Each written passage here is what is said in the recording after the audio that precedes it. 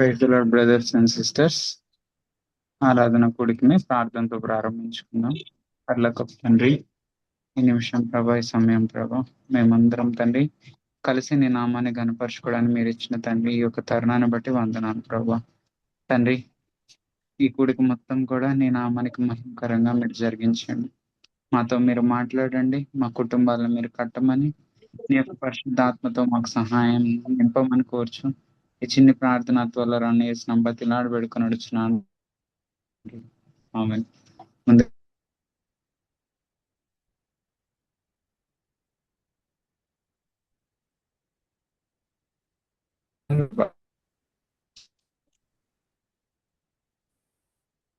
మా దైవము సృష్టికర్త ముక్తిదాత మా స్తుతులకు పాత్రుడా ఆరాధన నీకే ఆరాధన నీకే ఆరాధన స్తుతి ఆరాధన ఆరాధన నీకే ఆరాధన నీకే మన్నాను కురిపించినావు బండ నుండి నీళ్ళిచ్చినావు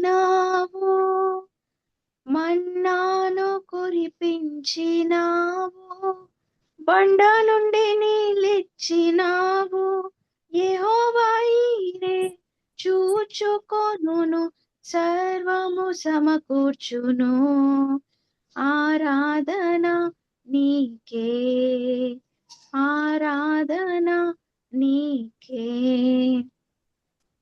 ఆరాధన స్తుతి ఆరాధన ఆరాధన నీకే ఆరాధన నీకే వ్యాధులను తొలగించినావు మృతులు నీకు ఇడ్లీ తీసురా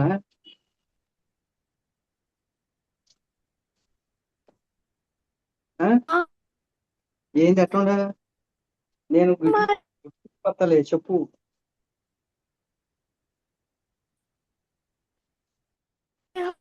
ఎప్పుడని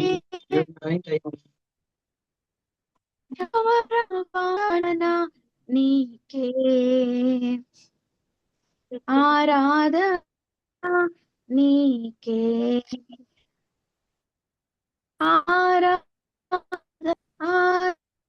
ఆరాధన నీకే ఆరాధన నీకే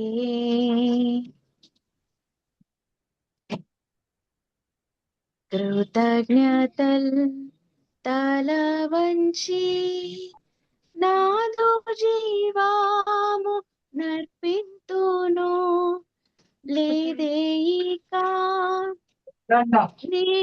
నీవేళ అర్పింతును నన్నే నీకు అర్పింతును నన్నే నీకు దూరమైతిన్ నీ ప్రేమ మరచి నీరేపితిన్ నీ గాయముల్ దూరముగా కనిక వెళ్ళ జాల కూర్చుండేదన్ నీ చింతనే దూరముగా కనిక వెళ్ళ జాల కూర్చుండేదన్ నీ చింతనే కృతజ్ఞతల్ తల వంచి నాదు జీవాము నర్పింతును లేదేయిక నీవేళ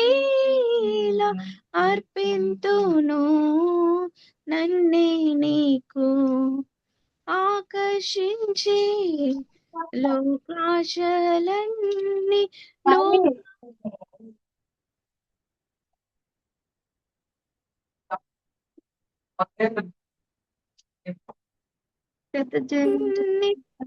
లోక మహిమ నట్టగించు కోర్కెలన్నీ యేసు ప్రేమకై నిక్కముగా తత్తింతును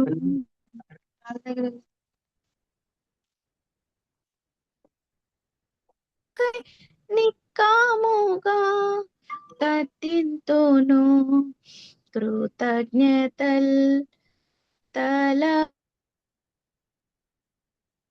వంచి నామమునర్పింతును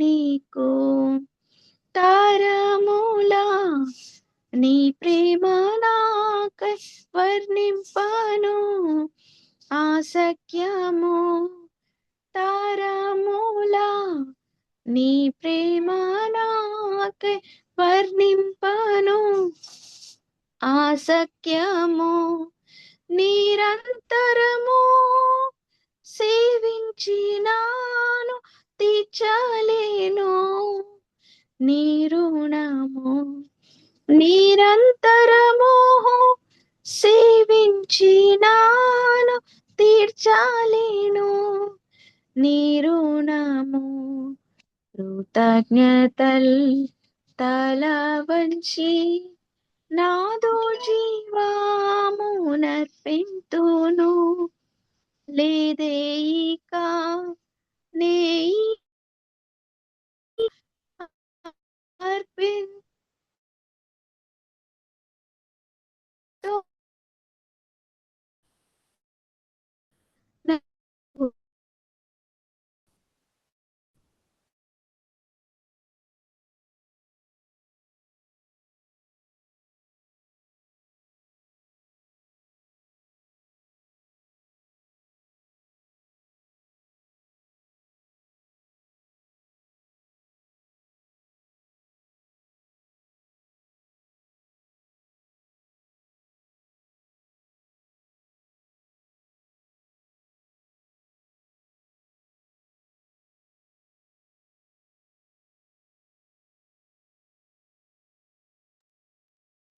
అన్న విజయ్ కుమార్ అన్న షేర్ చేసుకున్నాను.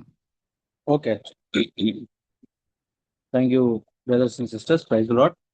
ఈరోజు మన ధ్యానాంశంలో ఒక భర్త, ఎస్పెషల్ గా భర్త భార్యని ఎలా ట్రీట్ చేయాలి అనే దాని గురించి ఎక్కువ మాట్లాడారు. అయితే దానికంటే ముందు మళ్ళీ ఒకసారి గుర్తు చేసుకునే విషయం ఏంటంటే, క్రైస్తవ జీవితం అనేది 3 ఫ్లోర్స్ ఉన్న ఒక బిల్డింగ్ తో సూచించబడింది. అందులో పునాది అనేది చాలా ఇంపార్టెంట్. పునాది ఏంటంటే, తండ్రి నన్ను ఎంతగా ప్రేమిస్తున్నారు అనే దాని విషయంలో వేరుపారి స్థిరపడడం.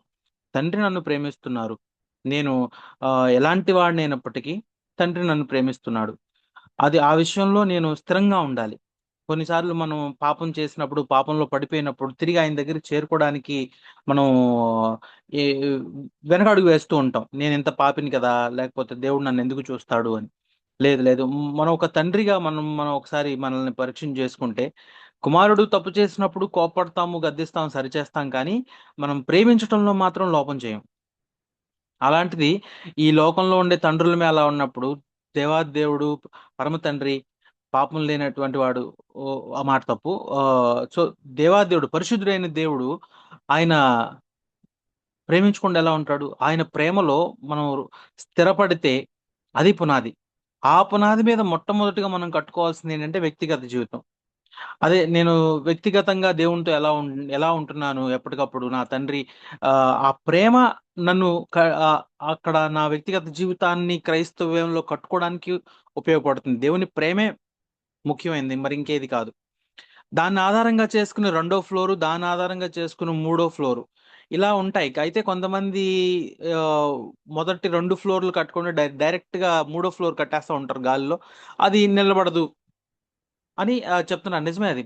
మనం దేవుని ఇంటిని, సంఘాన్ని కట్టాలి అంటే, ఒక కుటుంబంలో తండ్రి పాత్రను మనం పోషించకుండా సంఘంలో ఉన్న వాళ్ళని ఎలా చూసుకోగలం? కాబట్టి కంపల్సరీగా దేవుడు ఏర్పాటు చేసింది నిజమే. అయితే కొంతమందికి మాత్రం ఒక 2% మందికి మాత్రం ఏంటంటే దేవుడు అవకాశం ఇస్తాడు. సెకండ్ ఫ్లోర్ కట్టకుండా డైరెక్ట్ గా థర్డ్ ఫ్లోర్ కట్టేలాగా, పౌలు వంటి వాళ్ళకి కుటుంబ జీవితం అంటే ఈ వైవాహిక జీవితం లేకుండా ఉండేలాగా. అది ఆయన పిలుపుని బట్టి జరుగుతుంది. మెజారిటీ 98% అందరికీ కూడా ఏమవుతుంది అంటే వైవాహిక జీవితం ద్వారానే మనం ఈ సంఘ జీవితాన్ని కట్టుకోవాలి. అయితే ఆ భర్త భర్త ఒక్కొక్కసారి భార్యని క్షమించడం కష్టం అవుతున్నప్పుడు మనం గుర్తు చేసుకోవాల్సింది ఏంటంటే, దేవుడు నన్ను ఎంతగా క్షమించాడో అని జ్ఞాపకం చేసుకుంటే వాళ్ళని క్షమించడం పెద్ద కష్టం కాదు. ఎందుకంటే ఆ మురికి జీవితం, పాప పాపంతో నిండి ఉన్న జీవితం నాది. పాపంలోనే ఉన్నప్పుడు దేవుడు నన్ను క్షమించి నన్ను రక్షించుకున్నాడు. సో నన్ను ఎంతగా క్షమించాడో నేను గ్రహించగలిగితే ఇతరుల్ని క్షమించడం అది కష్టం కాదు. అలాగే నేను దేవుని ప్రేమలో నేను లోతుకి వేరుపారి పడకపోతే ఇతరుల్ని ప్రేమించడం నా వల్ల కాదు. ఇతరుల్ని నేను ఎప్పుడు ప్రేమించగలను అంటే, నేను దేవుని ప్రేమలో స్థిరపరచబడాలి. అంటే దేవుడు నన్ను ప్రేమిస్తున్నాడు అనే విషయంలో నేను స్థిరపరచబడాలి. ఏది నన్ను ఆ ప్రేమ నుంచి కదల్చకూడదు. అలా పడిన తర్వాత నేను ఇతరులను సరిగా ప్రేమించగలను. లేదంటే అదంతా మోసమే అవుతది. మనల్ని మనం మోసం చేసుకోవడమే అవుతది. మరింకొకటి, దేవుడు నన్ను ఎంతగా క్షమించాడో నేను గ్రహించగలిగినప్పుడు ఇతరులని నేను క్షమించగలను. లేకపోతే వాళ్ళని క్షమించడం కష్టంగా అవుతుంది. ఎందుకంటే వాక్యం చెప్తుంది, నువ్వు క్షమిస్తేనే నువ్వు క్షమించబడతావు అని. నేనెలా క్షమించగలను మనుషుల్ని? వాళ్ళు చేసిన తప్పులు, లేకపోతే వాళ్ళు నన్ను పెట్టిన ఇబ్బందులు గుర్తొచ్చినప్పుడల్లా నేను వాళ్ళని క్షమించలేను. సో ఎప్పుడు నేను క్షమించగలను అంటే, దేవుడు నన్ను ఎంతగా క్షమించాడో నేను చూసినప్పుడు మాత్రమే నేను వాళ్ళని క్షమించగలను. తర్వాత భార్య గురించి మనం ఇక్కడ అంటే ఈ భర్తలు ఎలా ఉండాలి, భార్య పట్ల అంటే ఎంతో అంటే సెన్సిటివ్ గా, సున్నితంగా ఉండాలి అని చెప్తున్నారు. సున్నితంగా ఈ దేవుడు వాక్యంలో చెప్తున్నాడు, భార్యలు ఈ బలహీన ఘటాలు అని. బలహీన ఘటాలు అంటే చిన్ని చిన్ని వాటికి వాళ్ళు సెన్సిటివ్ గా రియాక్ట్ అవుతారు. భర్తలు ఎక్కడైతే కొన్ని విషయాల్లో స్ట్రాంగ్ గా ఉన్నా, వీళ్ళు చిన్ని చిన్ని విషయాల్లో సున్నితంగా ఉండి రియాక్ట్ అవుతారు, త్వరగా ఏడుస్తారు, త్వరగా భయపడతారు. ఇట్లా చాలా ఉంటాయి. అయితే వాటిని బట్టి మనం వాళ్ళని గౌరవించాలి. ఎందుకంటే దేవుడు వాళ్ళని అలా తయారు చేశాడు. ఎందుకు అంత సున్నితత్వం అంటే, పిల్లల్ని పెంచే విషయంలో స్త్రీలు సున్నితంగా ఉండాలి. కాబట్టి వాళ్ళ యొక్క ఆ మానసిక స్థితిని దేవుడు అలా నియమించాడు. కాబట్టి వాళ్ళ ఎలాంటి పరిస్థితుల్లో ఉన్నా మనం వాళ్ళని గౌరవించాలి. ఇదొకటి నేర్చుకున్నాను. తర్వాత ఎఫెసీయులకు రాసిన పత్రిక 5వ అధ్యాయంలో చెప్పబడింది ఏంటంటే, భర్త భార్యకి శిరస్సు అయి ఉన్నాడు కదా. అయితే ఇది ఎవరికి చెప్పబడింది? భార్యలకి చెప్పబడింది. అంతేగాని భర్త దీన్ని తీసుకోకూడదు. నేను నీకు శిరస్సు అయి ఉన్నాను అని భార్య దగ్గరికి వెళ్ళి చెప్పకూడదు. నేను నేను నీకు శిరస్సు, నేను నీకు అధికారిని, నువ్వు నాకు లోబడి ఉండాలి. ఈ మాటలు మనం భర్తలు భార్యల దగ్గర అనకూడదు. ఎందుకంటే ఆ మాట మనకి చెప్పబడలా, అది వాళ్ళకి చెప్పారు, భార్యలకి చెప్పారు దేవుడు. ఏమని? భార్యలకి స్త్రీలారా అని చెప్పి వాళ్ళని సంబోధించి ఆ మాట చెప్పబడింది అక్కడ 5వ అధ్యాయంలో. సో ఎలాగైతే క్రీస్తు సంఘానికి శిరస్సు అయి ఉన్నాడో, భర్త భార్యకి శిరస్సు అయి ఉన్నాడు. కాబట్టి నువ్వు లోబడాలి ఆయనకి అని ఆమెకి చెప్పబడింది వాక్యం. ఆమెకి చెప్పబడింది ఆమె తీసుకోవాలి. దాన్ని మనం ఉటంకించకూడదు. ప్రతిసారి వాక్యంలో చెప్పబడింది నువ్వు నాకు లోబడి ఉండాలి, నేను నీకు శిరస్సు అయి ఉన్నాను. నో, దేవుడు ఆమెకు చెప్పాడు, అది ఆమె గ్రహించుకోవాలి. తర్వాత మనకేం చెప్పబడింది అది మాత్రమే మనం తీసుకోవాలి. పురుషులు మనకేం చెప్పబడింది? మన సొంత శరీరంలాగా భార్యని ప్రేమించాడు. సొంత శరీరాన్ని మనం ఎలా ప్రేమిస్తాం? ఒక దోమ కొడతా ఉంటే ఒక పక్కన ఇమ్మీడియట్ గా ఇంకొక చెయ్యాలి దాన్ని ఆ ఇబ్బంది నుంచి బయటపడడానికి ట్రై చేస్తుంది. అంటే మన శరీరంలో ఏ చిన్న భాగానికి కూడా మనం నొప్పి తగలనివ్వకుండా ఎంత సున్నితంగా మన శరీరాన్ని మనం చూసుకుంటామో, అలాగే భార్యను కూడా అలాగ ప్రేమించాలట. అంటే వాళ్ళు సెన్సిటివ్, ఎక్కువ బరువు మోయలేరు, భారమైన పనులు చేయలేరు. అలాంటి పనులు చేసేటప్పుడు మనం సహాయం చేయాలి. ఎలాగైతే చిన్నపిల్లలకి కష్టమైన పనులు చేసేటప్పుడు మనం వాళ్ళు అడగకపోయినా మనం వెళ్ళి సహాయం చేస్తామో, భార్యల విషయంలో కూడా అంతే సున్నితంగా ఉండాలి అంటున్నారు. కొంతమంది భర్తలు ఏం చేస్తారంటే, భార్యకి బండి నడపడం వస్తే ఆయన హ్యాపీగా వెనకాల కూర్చుంటాడు మహారాజుగా, ఈమె నడపమంటాడు. అలాంటి కేసులు చూస్తున్నాను. లేదు, మనం కష్టమైన పని ఇద్దరు కలిసి ఉన్నప్పుడు కష్టమైన పని ఏదంటే భర్త తీసుకోవాలి. ఎందుకంటే ఆమె బలహీన ఘటం శారీరకంగా కూడా కదా, పరంగా కూడా వీక్ వెజల్, ఆమె బలహీనంగా ఉంటది. కాబట్టి ఆ బలహీనమైన పనులు తనకి ఇచ్చి కొంచెం కఠినమైన పనులు మనం తీసుకోవాలి. అంతేగాని నేను రాజుని, నువ్వు నాకు సేవకురాలివి అన్నట్టుగా మనం బిహేవ్ చేయకూడదు. ఈవెన్ ఇంట్లో కూడా మనం మన సంస్కృతి ప్రకారం భారతదేశంలో ఏంటంటే ఆడవాళ్ళని ఇంటి పనులకు మాత్రమే అప్పచెప్పడం, అవి వాళ్ళ పనులే అన్నట్టుగా మన ట్రీట్మెంట్ ఉంటది. తెలియక మన పేరెంట్స్ దగ్గర నుంచి అది అలా వచ్చి ఉంటది. కానీ ఇప్పుడు ఎక్కువ తెలుస్తున్న వాళ్ళగా మనం ఏం చేయాలి? వాళ్ళకి ప్రతి విషయంలోనూ సహాయం చేయగలిగేలా ఉండాలి. జాక్ బ్రదర్ చెప్తారు. ఆవిడ వంటగదిలో తీరిక లేకుండా ఎన్నో పనులు చేస్తా ఉంటే మనం పరిశుద్ధుడిలాగా బైబిల్ చదువుకుంటూ, ప్రార్థన చేసుకుంటూ సమయాన్ని వెలిబుచ్చడం కరెక్ట్ కాదు అని. మనం ప్రార్థన చేసుకోవాలంటే ఇంకొంచెం ఎర్లీగా లేసి త్వరగా కంప్లీట్ చేసుకొని ఆమెకు సాయం చేయాలి. కంపల్సరీగా మనం సహాయం చేయాలి. ఎందుకంటే మన శరీరం వలె ఆమెను ప్రేమించమని మనకి ఆజ్ఞ ఇవ్వబడింది కాబట్టి. తర్వాత ఇంకొకటేంటంటే ఆహ్, హ్మ్. ఇంకొకటి ఏంటంటే వాళ్ళ పట్ల సహనంగా ఉండాల్సొస్తది కొన్నిసార్లు భర్తలు. ఏంటి ఎన్ని సార్లు చెప్పినా దాన్ని తెలివిగా చెయ్యవు ఆ పనిని. బుద్ధిహీనంగా చేస్తావు ఆ పనిని అని మనకనిపిస్తది. ఎందుకంటే మనం తెలివైనోళ్ళం అని మన ఫీలింగు. సో, ఏం చేస్తామంటే భార్యలు నేను చెప్పినట్టుగా అంటే ఒక పర్టిక్యులర్ సిట్యుయేషన్‌లో నేనెలా బిహేవ్ చేస్తానో అంతే స్మార్ట్‌గా ఆ అమ్మాయి పని చేయాలనుకుంటాం. భార్య. సో, అలా పని చేయపోయేసరికి ఏంటంటే, ఇంత బుద్ధిహీనురాలివేంటి, ఇంత తెలివి తక్కువ దానివేంటి ఈజీగా అనేస్తాం మాటలు. ఇక్కడ చాలా క్లియర్‌గా చెప్తున్నారు ఏంటంటే, వాళ్ళని సహించాల్సొచ్చినప్పుడు ఇమ్మీడియేట్‌గా నువ్వు గుర్తు చేసుకోవాల్సిందేంటంటే, యేసు ప్రభువు నీ పట్ల ఎంత సహనం కలిగున్నాడో గుర్తు చేసుకోవాలి. ఆయన ఎంత క్షమించాడో గుర్తు చేసుకుంటే ఇతరులని క్షమించగలం అదొకటి. ఆయన మన పట్ల ఎంత సహనాన్ని చూపిస్తున్నాడో అది గుర్తు చేసుకుంటే ఇతరులని సహించడం మనకి తేలికవుతుంది. మనం ముఖ్యంగా మన భార్యని సహించడం తేలికవుతుంది. ఎందుకంటే నేను ఆయనకి ఎంత అవిధేయుడినో నాకు మాత్రమే తెలుసు. అలాగే నన్ను ఎంతగా ఆయన సహిస్తున్నాడో, ఎంతగా భరిస్తున్నాడో, ఎంతగా నా పట్ల దీర్ఘశాంతం చూపిస్తున్నాడో అది నాకు తెలుసు. కాబట్టి అది నేను జ్ఞాపకం చేసుకున్నప్పుడు, ప్రభువా నేను ఎంత దౌర్భాగ్యుడిని స్థితిలో ఉన్నప్పటికీ నువ్వు నన్ను సహిస్తున్నావు. కేవలం ఒక చిన్న పనిని తను తెలియక చేసిన దానికి కూడా నేను సహించలేకపోయాననే పశ్చాత్తాపం వస్తది. సో, మనం ఆ విధంగా సహించడం నేర్చుకుంటాం. మనలో ప్రతి ఒక్కళ్ళం స్వార్థపరులమే. భార్య అయినా, భర్త అయినా పెళ్లి కాకముందు, పెళ్లయిన తర్వాత మన స్వార్థం ఏంటనేది మనకు తెలుస్తది. మనం స్వార్థపరులమని. స్వార్థం పరత్వం నుంచి విడుదల పొందాలి అంటే ఒకటేనంట. ఏంటంటే అది మాదిరిగా ఉండటం. ఎస్పెషల్‌గా భర్తలు భార్యకి మాదిరిగా ఉండాలి. ఎలా అయితే కాపరి మందకి ముందు నడుస్తాడో, మనం ముందుండి వాళ్ళని నడిపించాలి. అంతేగాని ఓకే. నువ్వెళ్ళు నేను నీ ఎనకాలొస్తాను అనడం సరైంది కాదు. సో, ప్రతి దాంట్లోనూ ప్రతి పనిలోనూ వాళ్ళకి సలహా ఇవ్వడం, వాళ్ళు అడిగితే సలహా ఇవ్వడం. అది వాళ్ళు మనం చెప్పినట్టు చేస్తే యాక్సెప్ట్ గుడ్ మంచిది. లేదు వాళ్ళకి నచ్చినట్టు చేసినా యాక్సెప్ట్ చేయటమే. So, be patient. ఇదొకటి నేను నేర్చుకున్నాను. ఇంకా చాలా మంచి మాట ఇంకోటి నేర్చుకున్నానేంటంటే, వాళ్ళు ఎలా అయితే ఆత్మీయంగా ఎదుగుతారనేది వాళ్ళెంత వాళ్ళ స్పీడ్‌లో వాళ్ళని అభివృద్ధి ఆత్మీయంగా నడవనివ్వాలి గానీ, మనకున్న వెలుగులో, మనకున్న స్పీడ్‌తో వాళ్ళు కూడా అదే స్పీడ్‌లో ఆత్మీయంగా ఎదగాలి అనుకోవడం పొరపాటట. తప్పు. ఎందుకంటే ఒక పని నాకు పాపంగా నాకు పాపమయింది. అంటే నేను ఆ పని చేస్తే నాకు పాపమది. కానీ అదే పనిని ఇంకొకళ్ళు చేస్తే అది పాపం కాదట. చాలా బాగా ఎక్స్‌ప్లెయిన్ చేశారు జాక్ బ్రదరు. ఏది రోమీయులకు రాసిన పత్రిక 14 అధ్యాయంలో విగ్రహాలకు అర్పించిన ఆహారాన్ని భుజించే విషయంలో ఏం చెప్తున్నారంటే, ఒకతను విగ్రహాలకి అర్పించిన దాన్ని తినడం పాపం అని అనుకుని, అతను విగ్రహాలకు అర్పించిన భోజనాన్ని తినడు. మంచిది. అది అతని వెలుగు ఓకే. ఇంకొక అతనేమనుకున్నాడు, ఈ విగ్రహాలకు అర్పించింది ఇది విగ్రహమే గాదు. ఇదొక మట్టి బొమ్మ, లేపోతే చెక్కతో చేసిన బొమ్మ. అది దేవత ఏం గాదు, ఏం కాదు కాబట్టి దానికి అర్పిస్తే ఏమైంది? అది పెద్ద విషయమే గాదు నాకని చెప్పి తినేసాడు. కాబట్టి అతని నమ్మకం చొప్పున అది అతనికి పాపం కాదు.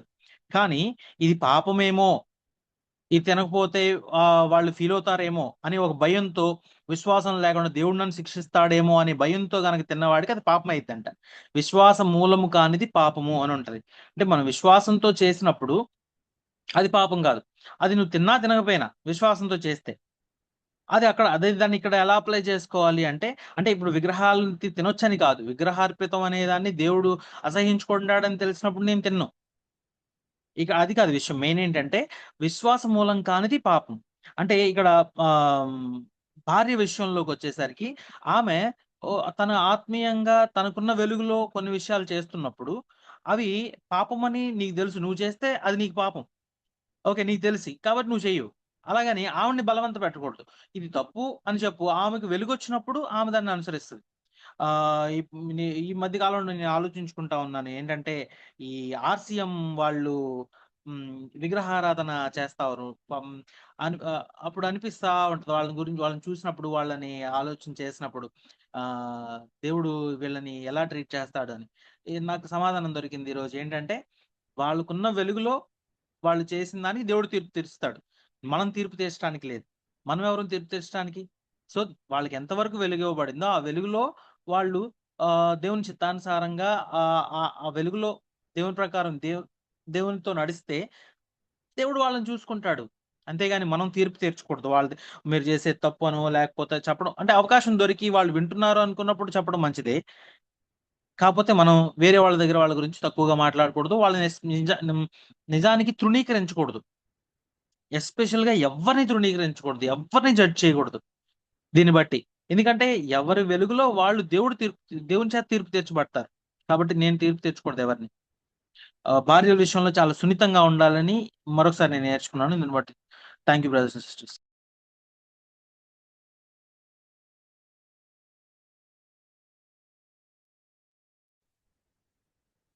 Praise lord brothers and sisters. ఈ రోజు ధ్యానాంశంలో నేను నేర్చుకున్న విషయాన్ని షేర్ చేద్దాం అనుకుంటా ఉన్నాను. ఈ మెసేజ్ నాకు ఆత్మీయంగా కొన్ని విషయాల్లో మేల్కోవడానికి నాకు ఎంతగానో ఉపయోగపడింది. సో ఫస్ట్ థింగ్ ఈ ధ్యానంలో నేను నేర్చుకున్న విషయాలు ఏంటంటే, భార్య విషయంలో చాలా సున్నితంగా ఉండాలి. భార్య యొక్క అవసరతలో చాలా సున్నితంగా ఉండాలి అనేది ఫస్ట్ విషయం. అండ్ రెండోది, ఆ ఏ విధంగా అయితే భార్య విషయంలో సహాయకుడిగా లేకపోతే అర్థం చేసుకునే విధంగా ఉండాలి. అట్ ద సేమ్ టైం క్రీస్తు ఏ విధంగా అయితే తల అయి ఉన్నాడో, శిరస్సు అయి ఉన్నాడో, భర్త కూడా భార్యకి శిరస్సు అయి ఉండాలి. ఈ రెండు విషయాలు లేకపోతే ఈ రెండు అనేవి కూడా రెండు కాళ్ళ లాంటివి. చాలా సార్లు చాలా మంది భర్తలు ఒక కాలే కలిగి ఉంటారు అనేది ఇక్కడ చెప్పబడతా ఉంటా ఉంది. అంటే ఎక్కువగా తలగా ఉండటానికి లేకపోతే రాజుగా లేకపోతే యజమానుడిగా ఉండటానికి ఇష్టపడతారులే కానీ భార్య విషయంలో సున్నితంగా డీల్ చేయటం, వాళ్ళని అర్థం చేసుకోవటం, వాళ్ళకి సహాయపడటం అనేది వాళ్ళ లెవెల్ దిగి వాళ్ళని అర్థం చేసుకోవడం అనేది చాలా తక్కువగా ఉంటా ఉంటది. బట్ ఈ విషయంలో మనం అలా ఉండాలి అనేది దేవుడు నేను అలా ఉండాలని దేవుడు నాతో మాట్లాడాడు. అండ్ మత్తయి సువార్త 18వ అధ్యాయం 20వ వచనంలో ఏముంటదంటే, ఇద్దరు ముగ్గురు నా నామాన్ని ఎక్కడ కూడియుందురో అక్కడ దేవుడు వారి మధ్య ఉంటా అని చెప్పేసి అని అక్కడ ఉంటా ఉంటది. అయితే నేను నా కుటుంబంలో మా ఇద్దరి మధ్య లేకపోతే మీరు ప్రే చేస్తా ఉన్నప్పుడు లేకపోతే నేను ప్రే చేస్తా ఉన్నప్పుడు దేవుడు మా మధ్య ఉంటా ఉన్నాడా? దేవుడు నాతో ఉంటా ఉన్నాడా? అనేది నేను ఒకసారి ఆలోచించుకుంటా ఉన్నప్పుడు ఎక్కడైతే ఇద్దరు భార్యాభర్తల మధ్య సమాధానం అనేది ఉంటా ఉంటదో ఖచ్చితంగా ఇద్దరు ఏ విధంగా అయితే రాడికల్ గా కలిగి దేవుని కోసం బ్రతకాలి లేకపోతే దేవుని చిత్తానుసారం అనుకొని నిర్ణయాలు తీసుకొని ప్రేయర్ పీస్ఫుల్ గా సమాధానంగా గ్యాదర్ అవుతారు. అక్కడ దేవుని సన్నిధి ఉంటా ఉంటది. అయితే చాలా సార్లు మనం విన్నట్టు చర్చిలో కూడా విన్నట్టు ఫ్యామిలీ భార్యాభర్తలు మ్యారేజ్ అయిన తర్వాత చాలా సార్లు భార్యాభర్తల మధ్య అసమాధానం రావటం అనేది సాధారణం అని చెప్పేసి అని మనం చాలా సార్లు విన్నాము. బట్ కానీ నేను చెప్పాలనుకుంటే ఏంటంటే క్షమించబడాలి అనేది మనకు తెలుసు, లేకపోతే క్షమించాలని సంగతి తెలుసు. అది ఎలాగా చేయాలి లేకపోతే ఎలాగ క్షమించాలనేది మనం కొన్ని విషయాలు ఆలోచిస్తే అది ఈజీ అవుతుంది. బేసికల్ గా క్షమించడం అనేది చాలా కష్టమైన పని. ఎవరైనా మనల్ని హర్ట్ చేసినప్పుడు మనం చాలా వాళ్ళని వెంటనే క్షమించడం అనేది అది వెంటనే జరిగే పని కాదు. బట్ కానీ ఇది కొంచెం దూరం ఆలోచించడానికి నాకు ఉపయోగపడింది. ఏంటనంటే ఫస్ట్ ఆఫ్ ఆల్ నేను ఒక వ్యక్తిని క్షమించాలంటే మొదట దేవుడు నన్ను ఏ విధంగా క్షమించాడో నేను ఆలోచించాలి. ఎఫెసీ పత్రిక 4వ అధ్యాయం చివరిలో ఉన్నట్లు దేవుడు మనల్ని ఏ విధంగా కరుణించాడో, ఏ విధంగా క్షమించాడో నేను నా భార్యని ఆ విధంగా క్షమించాలి అనేది నేను ఫస్ట్ దేవుడు నన్ను ఏ విధంగా క్షమించాడో, నా గతం ఏంటి, నా యొక్క పాపాలు ఏంటి తెలిసి చేశాను చాలా సార్లు. అయినా కానీ ప్రభు నన్ను క్షమిస్తా ఉన్నాడు అనేది నేను ఇక్కడ ఆలోచించాలి. అండ్ ఇంకొకటి ఏంటంటే, క్షమించడం అంటే చేసిన తప్పుని ఓకే అని చెప్పడం కాదు. నేను మళ్ళీ చెప్తున్నాను. క్షమించడం అంటే చేసిన తప్పుని యాక్సెప్ట్ చేయటం. ఇది కరెక్టే అని చెప్పడం కాదు కానీ కరెక్ట్ కాదు. అండ్ ఇంకొకటి ఆ చేసిన ఏదైతే యాటిట్యూడ్, రాంగ్ బిహేవియర్ ఏదైతే ఉందో అది యాక్సెప్ట్ చేయడం, అది కూడా కరెక్ట్ అని చెప్పి చెప్పడం కాదు. దానికి బదులుగా, దానికి వ్యత్యాసంగా ఆ తప్పుని క్షమించాలి. అట్ ద సేమ్ టైమ్ ఆ బిహేవియర్ ని స్మూత్ గా కండక్ట్ చేయాలి. స్మూత్ గా లేకపోతే హెల్తీ కమ్యూనికేషన్ అనేది ఉండాలి. దాన్ని కోపంతో కాకుండా మృదువైన మాట అనేది కోపాన్ని చల్లార్చని సామెతలు ఉంటా ఉంటది 15 అధ్యాయంలో. సో ఏదైతే మనం వెంటనే మనం క్షమించలేని పని అనేది భార్య భర్త చేసినప్పుడు వెంటనే కోపపడకుండా లేకపోతే ఆ తప్పుని తప్పుగా మాట్లాడకుండా ఓకే, ఇది నేను క్షమించినప్పుడు దేవుడు నా పాపాన్ని క్షమించాడు, అదే విధంగా నేను నా భార్యను క్షమించాలి. అంతేగాని దేవుడు నేను నేను చేసిన తప్పుని దేవుడు కరెక్ట్ అని చెప్పట్లా, బట్ అలా చేయకూడదని కూడా చెప్తా ఉన్నాడు. నేను కూడా భార్యని నేను కూడా అలా చేయకూడదని స్మూత్ గా లేకపోతే ఆ చాలా జెంటిల్ గా చెప్పాలి అనేది నేను నేర్చుకున్నాను. అండ్ ఇంకొకటి, ఇక్కడ నేను క్షమించాలంటే ఖచ్చితంగా నా ఈగో విషయంలో నేను ఖచ్చితంగా చనిపోవాలి. నా ఈగో అనేది ఖచ్చితంగా నేను చంపుకోవాలి. నా అహం కనుక పనిచేస్తే ఖచ్చితంగా నేను క్షమించలేను అనేది నేను ఇక్కడ నేర్చుకున్నాను. అండ్ ఇంకొకటి, దేవుడు ఏ విధంగా అయితే నేను ఎన్నిసార్లు పడిపోయినా ఆ పేషెంట్ గా ఏ విధంగా అయితే నా జీవితంలో దేవుడు సహనంతో నన్ను సహిస్తా ఉన్నాడో, ఆయన పోలికలో మార్చబడతాలే నేర్చుకుంటాను ఏ విధంగా సహిస్తా ఉన్నాడో, నేను కూడా భార్య నేను అనుకున్న విధంగా లేనప్పుడు అది దేవుని నాకు ఆ విధంగా లేనప్పుడు నేను సహించాలి. నా భార్య నేను సహించాలి. తన కోసం నేను ప్రార్థన చేయాలి. నేను తనకి అలా చేయి, అలా చేయాలని చెప్పడం బదులు నేను నా మాదిరి చూపించాలి. నా మాదిరిని బట్టి తను మార్చబడాలి. ఏ విధంగా అయితే క్రీస్తు మాదిరి, అసలు క్రీస్తు యొక్క ప్రేమను బట్టి, క్రీస్తు యొక్క యాటిట్యూడ్ ని బట్టి నేను ఏ విధంగా ఆయన యొక్క ప్రేమకి ఆయన ప్రేమను బట్టి ఏ విధంగా ఆయన కోసం బ్రతకాలనుకుంటా ఉన్నాను, నేను కూడా నా మాదిరిని బట్టి నా భార్య అలాగా తన యొక్క ప్రవర్తన మార్చుకోవాలి అనేది నేను ఇక్కడ నేర్చుకున్నాను. రెండోది, హెడ్షిప్ గా ఉండటం అనేది, లీడర్ గా ఉండటం అనేది, లేకపోతే యజమానుడు ఉండటం అనేది కష్ట సమయాలను చెప్పినట్లు కష్టమైన పనిని చేయడానికి భర్త లీడ్ తీసుకోవాలి. ఆ క్షమించాల్సింది చెప్పినప్పుడు భర్త ఫస్ట్ స్టెప్ తీసుకోవాలి. నేను ఈ విషయం ఉన్న తర్వాత నేను ఒక డిసైడ్ అయ్యాను. ప్రేర్ చేసుకుంటా ఉన్న దేవుడితోటి, తను ఎన్ని సార్లు వ్యతిరేకంగా పనిచేసినా, లేకపోతే వ్యతిరేకంగా మాట్లాడినా, లేకపోతే ఏదైనా హార్ష్ గా మాట్లాడినా కానీ, లేకపోతే లోబడలేకపోయినప్పుడు కూడా నేను ఏదైనా సమాధానం వచ్చినప్పుడు ఫస్ట్ స్టెప్ నేను తీసుకోవాలి. తనకు లోబడమన్న విషయం, భర్తకు లోబడాలనేది భార్య చెప్పింది నాకు కాదు, తను అది లోబడుతుందా లేదా అనేది దేవుడు జడ్జ్ చేసే తనని, నేను కాదు జడ్జ్ చేసే తను. నాకు లోబడట్లేదు అని జడ్జ్ చేయాల్సింది నేను కాదు, దేవుడు జడ్జ్ చేయాలి. నా పార్ట్ ఏంటి, నేను తను క్షమించాలి, తన అవసరం తను సహాయపడాలి. And at the same time తనని కరెక్ట్ వేలో మంచిగా మాట్లాడి తను సరి చేయాలి. ఇది నేను చేయాల్సిన పని.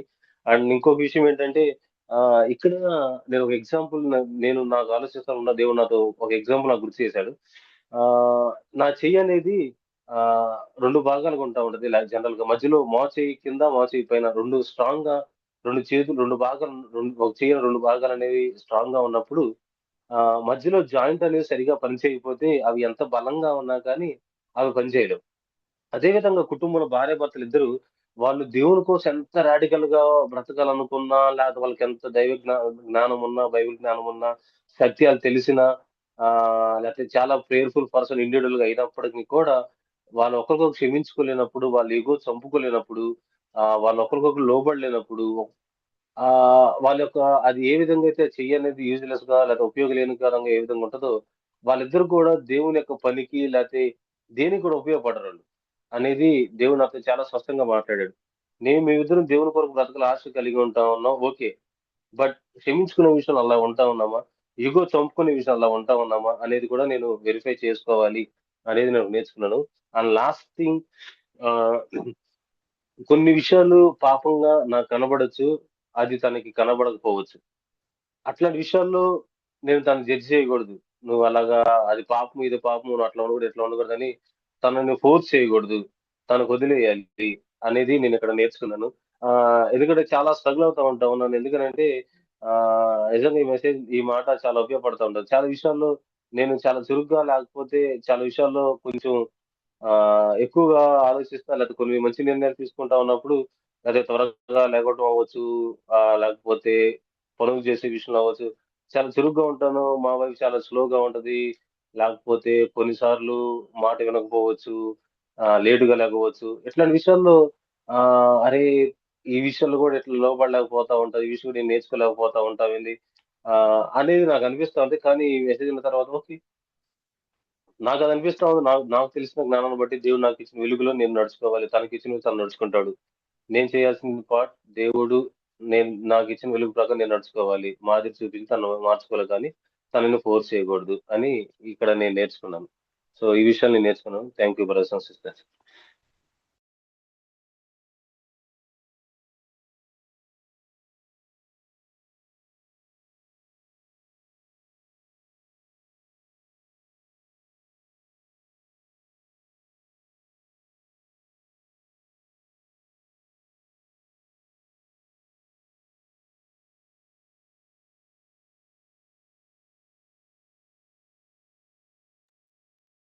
తర్వాత సారా సిస్టర్ గారు, తర్వాత మాధురి సిస్టర్, అండ్ నా తర్వాత దివ్య సిస్టర్ షేర్ చేసుకుంటారు.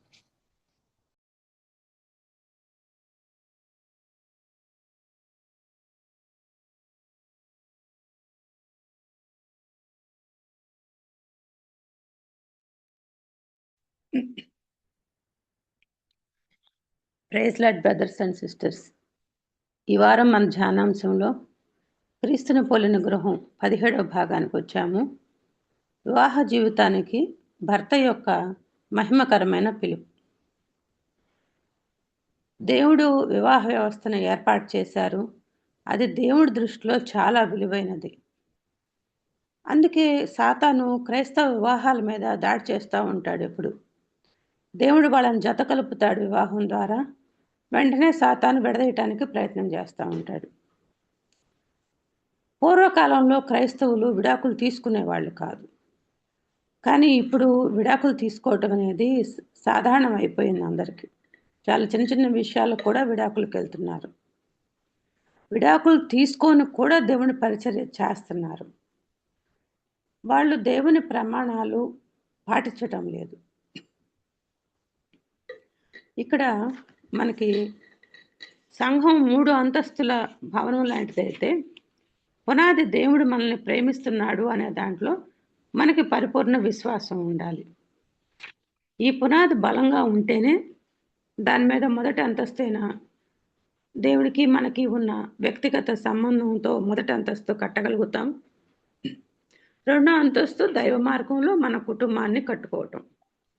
దాని మీద 3వ అంతస్తైన సంఘ పరిచర్య ఉంటుంది. అయితే చాలామంది ఈ పునాది మొదటి 2వ అంతస్తులు సరిగా కట్టుకోకుండా 3వ అంతస్తు అయిన సంఘం నిర్మించడానికి ప్రయత్నాలు చేస్తూ ఉంటారు. దేవుని పిలుపు లేకుండా వాళ్ళు చేస్తున్నారు. ఆ సంఘాలు నిలబడవు, కూలిపోతాయి. దేవుడు మనల్ని ఎంతగా ప్రేమిస్తున్నాడో అర్థం చేసుకుంటేనే మనం ఇతరులను ప్రేమించగలం అనేది నేర్చుకున్నాను. మనం ఇతరులను క్షమించకపోతే దేవుడు మనల్ని క్షమించడు అని మనం ఎప్పుడు జ్ఞాపకం పెట్టుకోవాలి.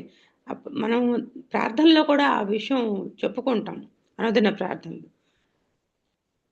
అయితే మన ప్రార్థన ద్వారా ఆ క్షమాగుణం మనం పొందుకోగలుగుతాం. పరిశుద్ధాత్మ దేవుడు సహాయం చేస్తాడు. మనం క్షమించాలి.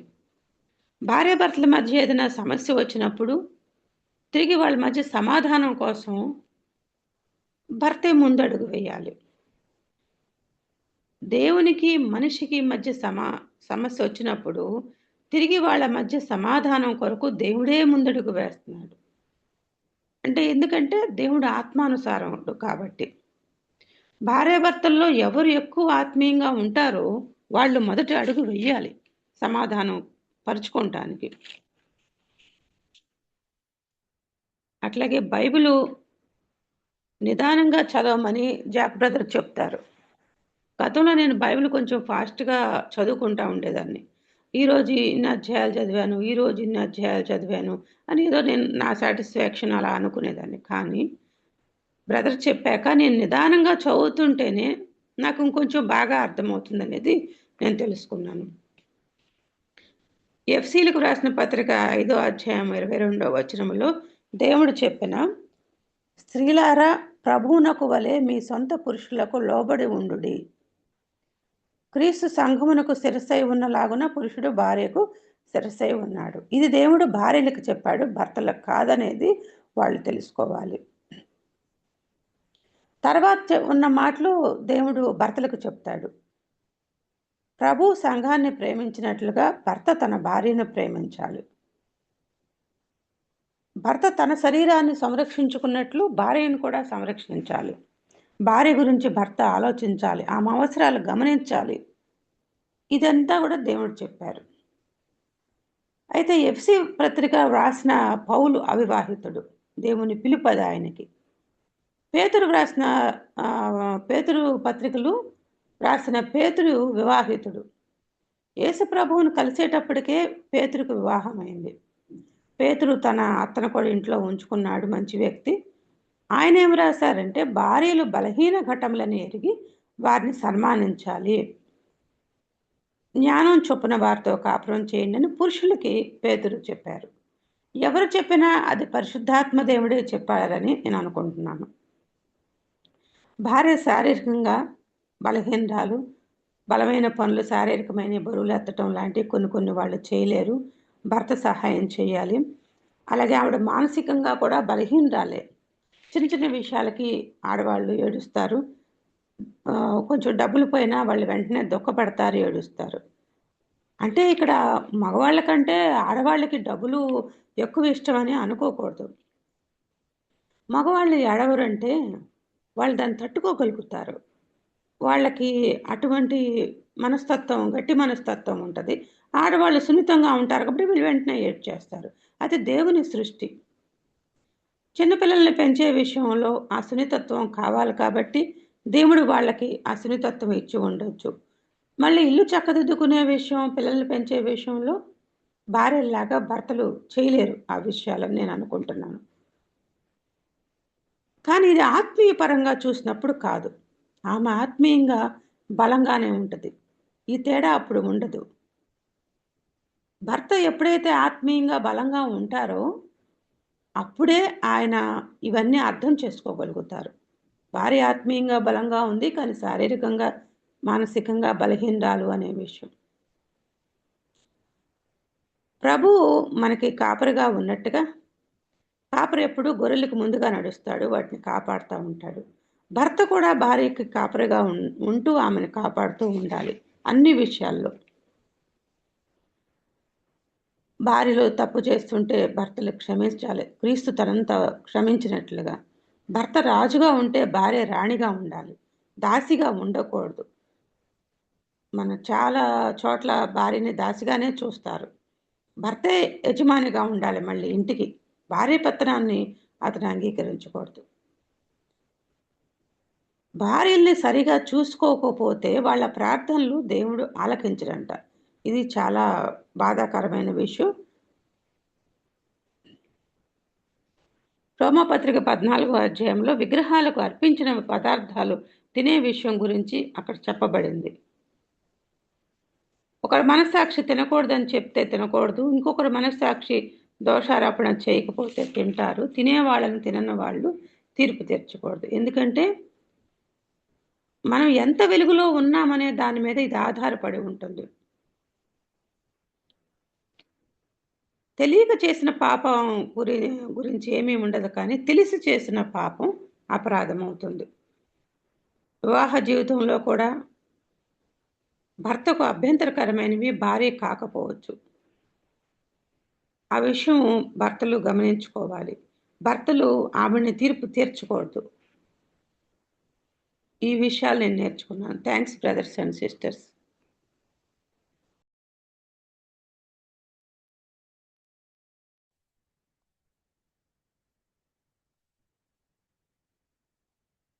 Praise the Lord, brothers and sisters. Christ like home ఈ వీక్ మెడిటేషన్ లో నేను ధ్యానించినవి కొన్ని. ఫస్ట్ గా ఏంటంటే ఈ మధ్య కాలంలో ఎక్కువ చాలా ఫ్యామిలీస్‌లో డివోర్స్ అవుతా ఉంటాయి. అందులో క్రిస్టియన్ ఫ్యామిలీస్‌లో గూడా సాటాన్ ఎక్కువ అటాక్ చేయటం వల్ల ఈ డివోర్సెస్ అనేవి జరుగుతా ఉన్నాయి. ఆహ్, డివోర్స్ రావటానికి మెయిన్ రీజన్ ఏంటంటే, మనలో ఉన్న ఈగో అలాగే దేవుని యొక్క ప్రమాణాలను మరి మర్చిపోయి ఉండటం వల్ల సాటాన్ ఎక్కువ అటాక్ చేస్తా ఉంటాడు. మనం మ్యారేజ్ అప్పుడు ఏవైతే ప్రామిస్ చేస్తామో, అవి మన మ్యారేజ్ అయిన తర్వాత కూడా ఆహ్, ప్రమాణాలను జ్ఞాపకం చేసుకుంటూ, ఒకళ్ళ యొక్క బలహీనతలు ఒకళ్ళని సరిచేసుకుంటూ ఉండాలి. అవి ఎప్పుడైతే మనం మర్చిపోతామో, ఇవి చిన్న చిన్న మిస్‌అండర్‌స్టాండింగ్స్, ఈగోస్ ఇవన్నీ రావటం వల్ల ఆహ్, డివోర్స్ వరకు వెళ్ళిపోతాయి. సో, దేవుని యొక్క ప్రమాణాలని మనం ఎప్పుడు ఆహ్, కలిగి ఉండాలంటే, ఫస్ట్ మన వ్యక్తిగత జీవితంలో దైవభక్తికి అనుగుణమైన ప్రమాణాలను కలిగి ఉండాలి.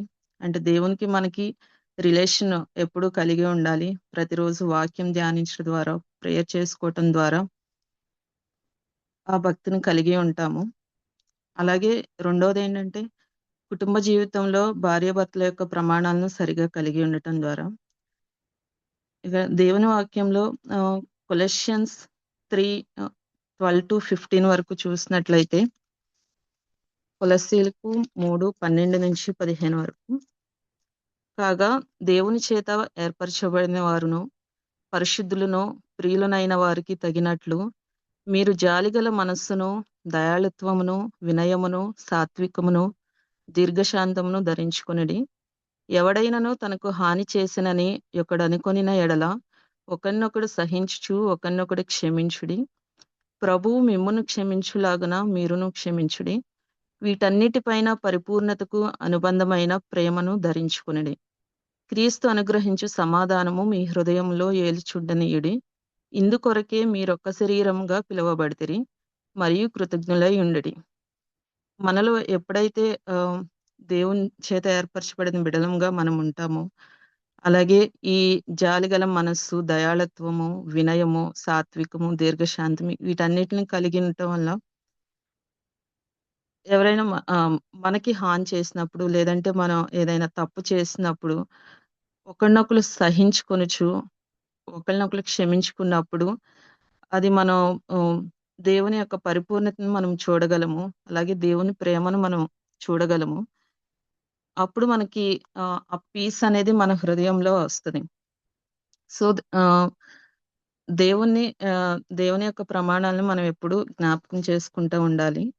అలాగే లూక్ 1-16 లూకా 1:6 సారీ 1:6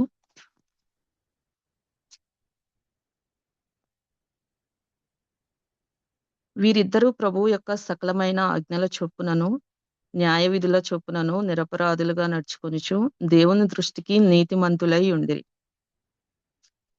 భార్యాభర్తలు ఎప్పుడు దేవుని దృష్టికి నీతిమంతులుగా ఉండాలి అంటే ప్రతిరోజు వాక్యాన్ని ధ్యానించాలి.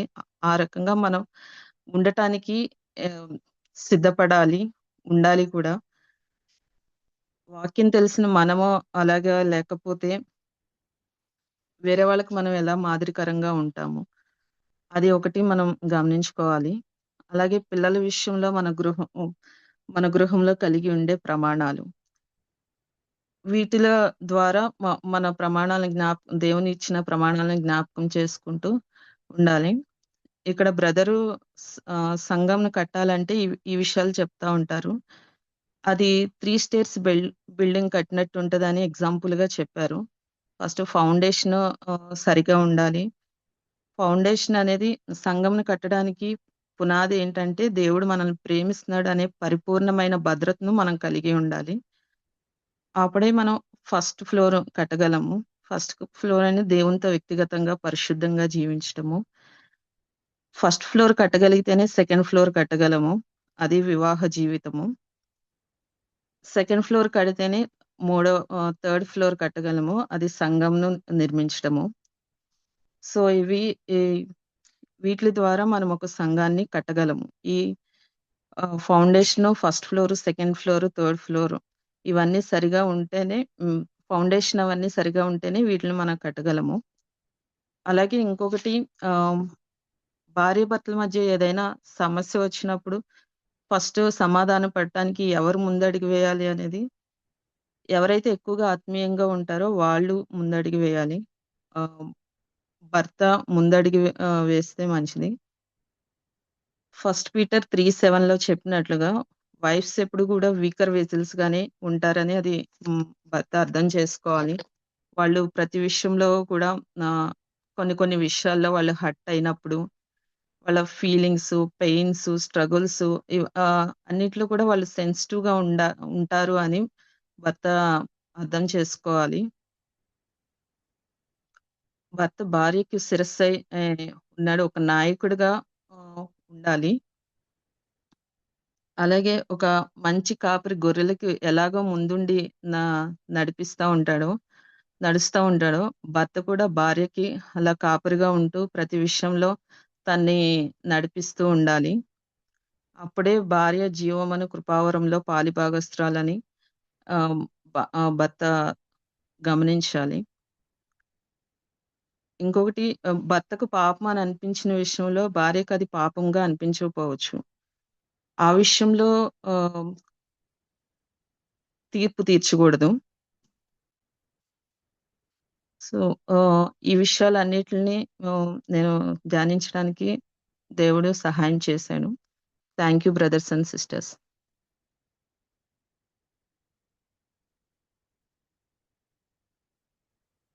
ఎఫెసీయులకు రాసిన పత్రిక 4వ అధ్యాయం 1-3 దాకా.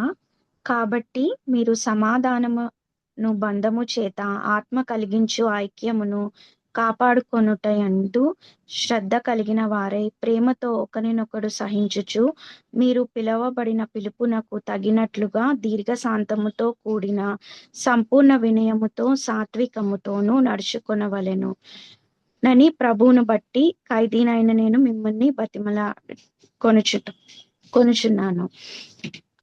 అయితే ఇంగ్లీష్ లో మేక్ ఎవ్రీ 3:3 ఎఫిషియన్స్ 4:3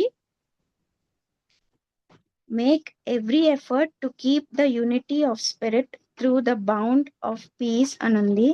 అయితే మెడిటేషన్ లో రోమన్స్ 14 నుంచి జాక్ బ్రదర్ చాలా థింగ్స్ చెప్తా ఉన్నారు.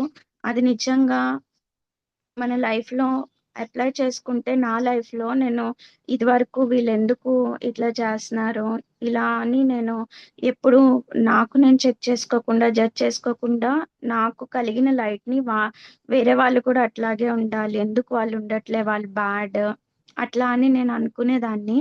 కానీ గాడ్ నాకు రోమన్స్ 14 చాలా స్లోగా ఫస్ట్ నుంచి లాస్ట్ వరకు చదువుతా వస్తున్నప్పుడు ఇక్కడ ఫుడ్ను తర్వాత డేస్ అనే ఉంది రోమన్స్ 14 అయితే నాకు గాడ్ నా హార్ట్కి మాట్లాడింది ఏంటి అంటే ఫుడ్ డేసే కాదు, ప్రతి ఒక్కటి ఏదంటే నా లైఫ్ లో గాడ్ హస్బెండ్ ద్వారా, అత్తయ్య ద్వారా కానీ పిల్లల ద్వారా ఏది ఎలా చేసినా కూడా ఏది నేను అలా ఉండకూడదు. ఫుడ్ డేస్ కాదు, వాళ్ళని బట్టి నేను కన్సిడరేట్ చేయాలి అని చెప్పి నాకు అది కరెక్ట్ గా అనిపించకపోవచ్చు, కానీ వాళ్ళకి గాడ్ అలా ట్రీట్ చేయరు. సో నేను యూనిటీతో ఉండాలి అని చెప్పి గాడ్ నేర్పిస్తా ఉన్నారు. ఏమన్నా వర్క్ విషయంలో కానీ లేకపోతే నా క్యారెక్టర్ విషయంలో కానీ ఇలాగే ఉండాలి అని నేను అలా అనుకోకూడదు. ఎందుకంటే క్రైస్ట్ నన్ను ఎలా యాక్సెప్ట్ చేశారో, నిజంగా నన్ను గాడ్ ముందుకి నువ్వు వెళ్ళు అని నన్ను ముందుకు తోస్తా లేదు, షెపర్డ్ చేశారు. నేను నిజంగా రాంగ్ థింగ్ చేసినప్పుడు గాడ్ వైపు, గాడ్ ఫేస్ ని నేను సీక్ చేసినప్పుడు ఆయన నిజంగా ఆయన లవ్ కనిపిస్తా ఉంది. ఇంకా కూడా ఎంకరేజ్ చేస్తా ఉండేవారు. గాడ్ ఒక్కోసారి డిసిప్లైన్ చేసేవారు, బట్ డిసిప్లైన్ కూడా లవ్ తోనే చేస్తా ఉండేవారు.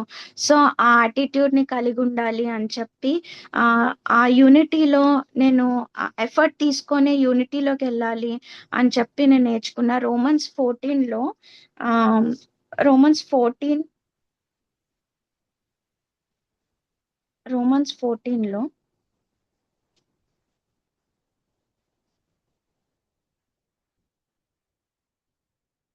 17-18 ఉంది.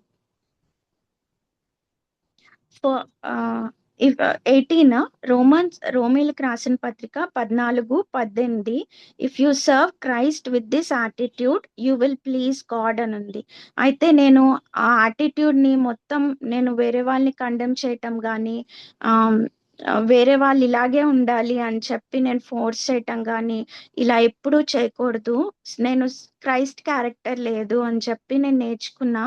అయితే గాడ్ కూడా నేను ఈ యాటిట్యూడ్ ని కలిగి ఉండాలి, వేరే వాళ్ళని యూనిటీలోకి వెళ్ళి వాళ్ళని ఎంకరేజ్ చేసేలాగా, అప్పుడు వాళ్ళకున్న లైట్ లో వాళ్ళు నిజంగా గ్రో అవుతా వస్తారు, నాకున్న లైట్ లో గాడ్ నన్ను జడ్జ్ చేస్తారు అని కన్సిడరేట్ చేయాలి అని చెప్పి నేను నేర్చుకున్నాను. ఈ రోమన్స్ 14:1 లాస్ట్ వరకు స్లోగా చదివితే గాడ్ చాలా థింగ్స్ మాట్లాడుతూ వస్తారు ప్రతి ఒక్కళ్ళ లైఫ్ లో కూడా. నా లైఫ్ లో నిజంగా ఈ చాప్టర్ చాలా నా లైఫ్ ని చాలా టర్న్ చేసింది. గాడ్ ఆ యాటిట్యూడ్ ని ఆయన హెల్ప్ తో పెడతా ఉన్నారు. Praise the lord brothers and sisters.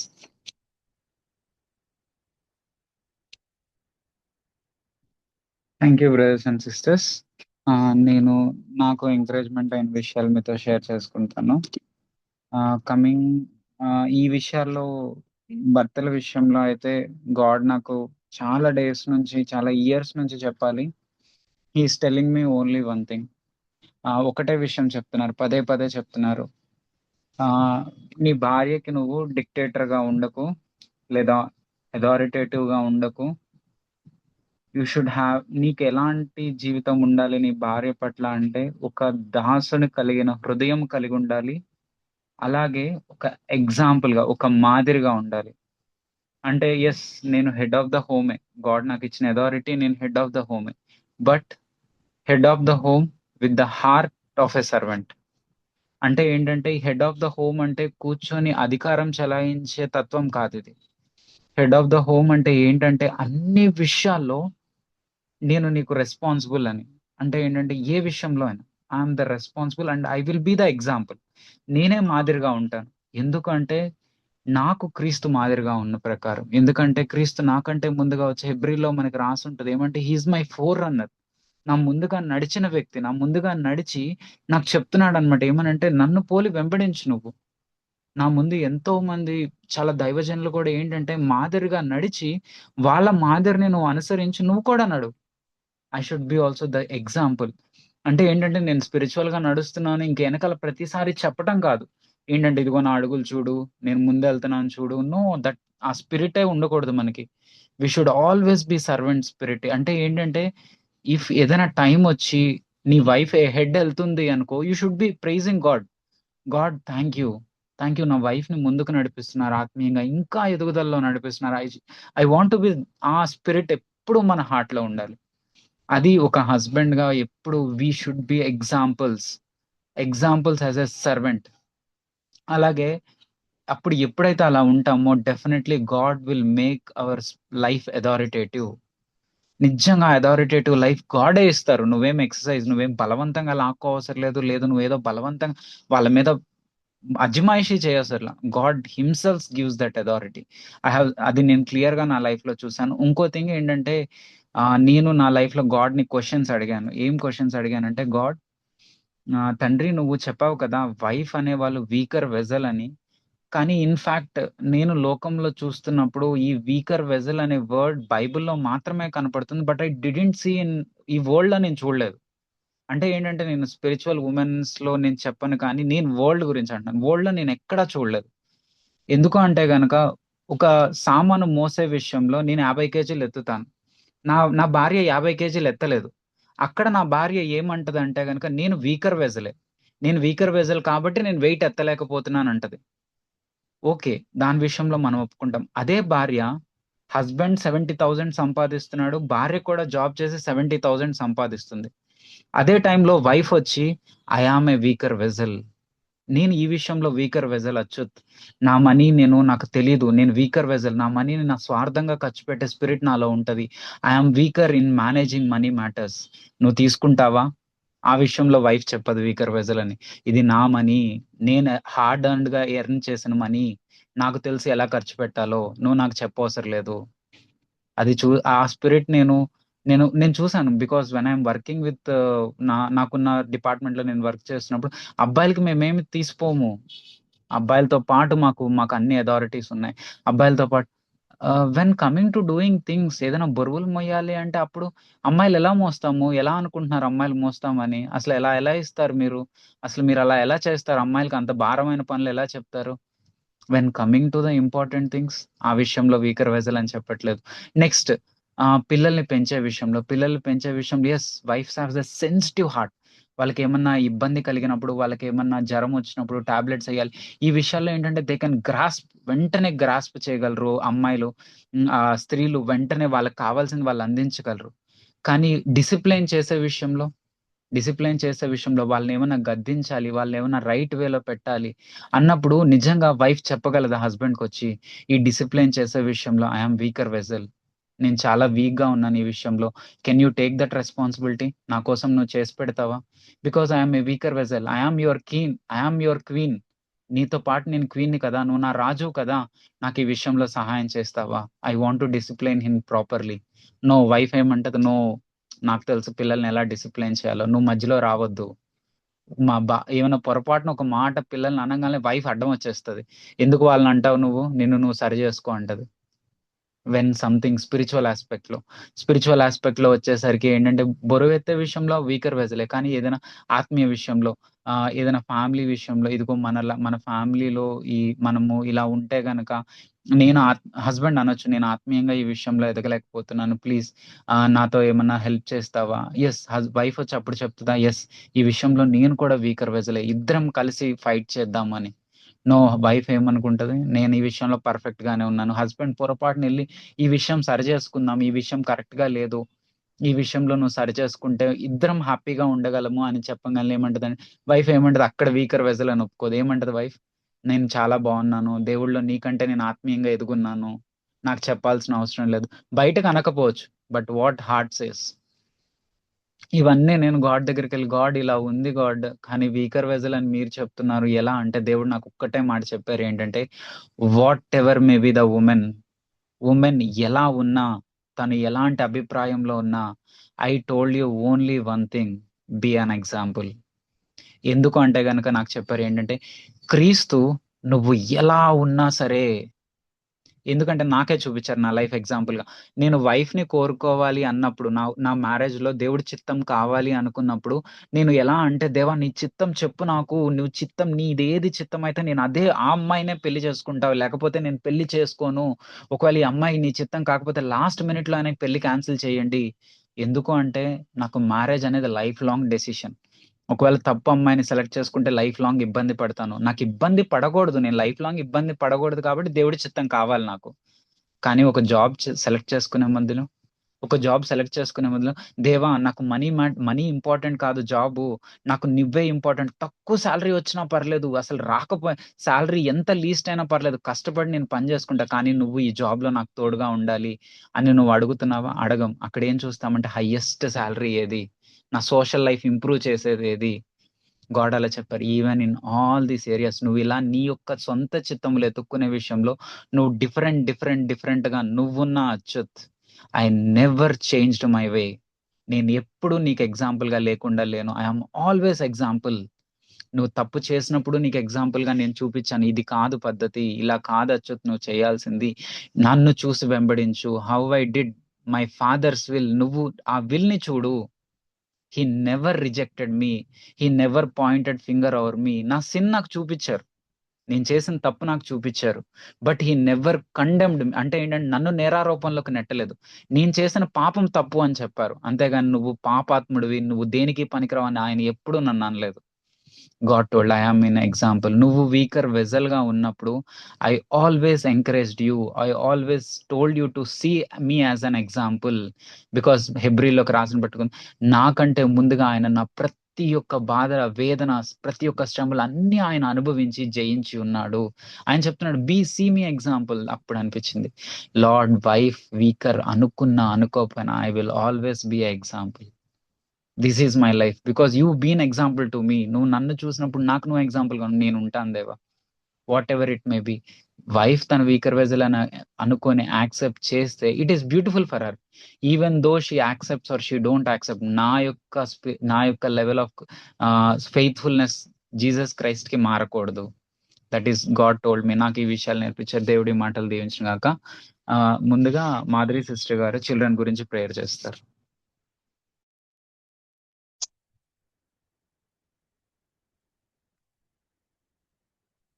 మా ప్రేమగల పరలోకపు తండ్రి, కృపగల దేవ, యేసుక్రీస్తు నామంలో మీకు వందనాలు స్తోత్రాలు చెల్లించుకుంటున్నాం ప్రభా.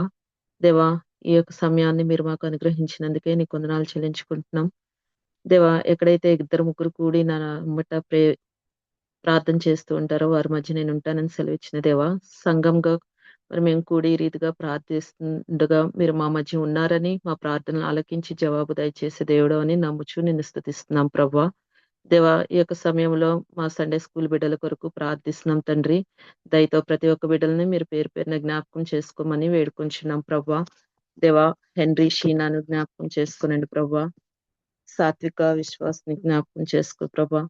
దేవా, Jenny, Sushruta, Angelina, Joshua, Jonathan, Yesu, Dhanalakshmi, Abhi, Annie, Sudha, Srujana, Sanjana, Adyapal, Aarush Paul, ఈ బిడ్డలందరినీ జ్ఞాపకం చేసుకోమని వేడుకొంచున్నాం ప్రభా. బిడ్డలందరూ ప్రభా దేవుని భయభక్తుల్లో పెరగడానికి సహాయం చేయమని వేడుకొంచున్నాం ప్రభా. వారు చిన్ననాటి నుంచే ప్రభా దేవుని యొక్క వాక్యాన్ని ఎరిగి ఆ రీతిగా నడుచుకోవటానికి వారికి సహాయం చేస్తూ రమ్మని ప్రార్థిస్తున్నాం తండ్రి. ఈ బిడ్డలు తల్లిదండ్రులకు విధేయత చూపించి నడుచుకునే బిడ్డలుగా ఉండటానికి సహాయం చేయమని ప్రార్థిస్తున్నాం తండ్రి. దేవా, ఈ బిడ్డల పక్షాన మీరు ఇచ్చిన వాగ్దానాన్ని కూడా నెరవేరుస్తూ రమ్మని వేడుకొంచున్నాం ప్రభా. దేవా, పిల్లలారా మీ తల్లిదండ్రులకు లోబడి ఉండుడే అని ప్రభా. తల్లిదండ్రులకు లోబడే మనస్తత్వాల్ని వారికి దయచేయమని వేడుకొంచున్నాం ప్రభా. అలాగే ప్రభా, వారి యొక్క ప్రతి పనిలోనూ మీరు తోడైండమని ప్రార్థిస్తున్నాం. వారి యొక్క చదువులో మీ జ్ఞానం ఇచ్చి నడిపించండి ప్రభా. బిడ్డలు అకాడమిక్ ఇయర్ అంతా కష్టపడి ప్రభా చదివి ప్రభా నెక్స్ట్ క్లాసెస్ కి ప్రమోట్ అవ్వటానికి నీవు చూపిన కృపను బట్టి నీకు వందనాలు చెల్లించుకుంటున్నాం ప్రభా. దేవా, మరి అలాగే వారికి మంచి ఆరోగ్యాన్ని దయచేయమని ప్రార్థిస్తున్నాం. ఆరోగ్య విషయంలో ప్రభా నీవు కాపాడుతున్నందుకే నీకు వందనాలు. ఆ బిడ్డలకు ఇచ్చిన మంచి ఆరోగ్యాన్ని బట్టి నీకు వందనాలు ప్రభా. మరి మా బిడ్డలందరికీ సమ్మర్ ఎఫెక్ట్ ఎటువంటి లేకుండా ప్రభా మంచి ఆరోగ్యాన్ని నువ్వు దయచేయమని ప్రార్థిస్తున్నాం తండ్రి.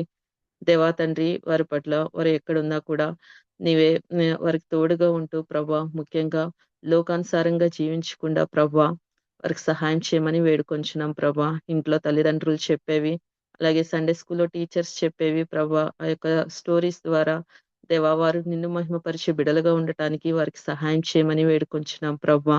దేవా, ఈ లోకపరమైన ప్రతి ఆశ నుంచి వారిని విడిపిస్తూ రమ్మని వేడుకొంచున్నాం ప్రభా. దేవా, సాతాను పిల్లల మీద అటాక్ చేస్తూ ఉంటాడు ప్రభా. అటువంటి మా బిడ్డల పైన రాకుండా నీవే ఎల్లప్పుడూ వారిని కాపాడుతూ రమ్మని వేడుకొంచున్నాం ప్రభా. వారు చేసే ప్రతి ఒక్క పనిలోనూ మీరే తోడైండమని వేడుకొంచున్నాం ప్రభా. బిడ్డలు తెలిసి తెలియక చేసే తప్పుల్ని దయతో క్షమించమని ప్రార్థిస్తున్నాం తండ్రి. దేవా తండ్రి, మరి అలాగే ఏషియా 54:13 ఈ యొక్క ప్రామిస్ మా బిడ్డల పక్షాన నెరవేర్చండి ప్రభా. నీ పిల్లలందరూ యెహోవా చేత ఉపదేశం నందుదురు అని వాగ్దానం ప్రభా నెరవేరుస్తూ రమ్మని ప్రార్థిస్తున్నాం. అలాగే తల్లిదండ్రులకు కూడా కావలసిన జ్ఞానాన్ని దయచేయండి ప్రభా. బిడ్డలను పెంచే విషయంలో వారిని ఏ రీతిగా పెంచాలో, ఏవి బోధించాలో ముఖ్యంగా తల్లిదండ్రులకు మీ జ్ఞానాన్ని దయచేస్తూ రమ్మని వేడుకొంచున్నాం ప్రభా. ఈ రీతిగా మా బిడ్డలందరినీ మీ చేతులకు అప్పగిస్తూ ఈ యొక్క ప్రార్థన ఆలకించి జవాబు దయచేయమని వేడుకొంచు యేసుక్రీస్తు నామములో ప్రార్థించి అడిగి వేడుకొంచున్నాం తండ్రి. ఆమేన్.